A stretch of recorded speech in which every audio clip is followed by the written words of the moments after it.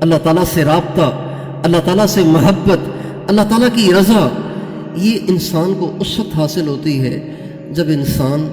اللہ تعالیٰ کی نافرمانیاں چھوڑتا ہے۔ جب تک انسان اللہ تعالیٰ کی نافرمانیوں میں مبتلا رہتا ہے تب تک وہ اللہ سے کٹا رہتا ہے، جب تک اس سے گناہ ہوتے رہتے ہیں تب تک اس کا کنیکشن اللہ سے کٹا رہتا ہے۔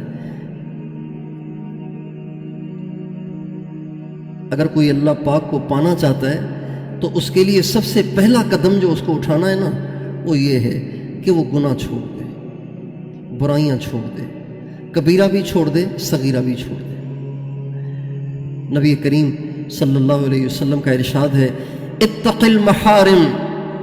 تکن اعبد الناس، حرام کرنا چھوڑ دو، حرام کام چھوڑ دو، حرام بولنا، حرام سننا، حرام دیکھنا، حرام کرنا، حرام سوچنا، حرام کھانا، حرام پینا، حرام سے کوئی تعلق نہ رہے، حرام زندگی سے ہمیشہ کے لیے نکل جائے،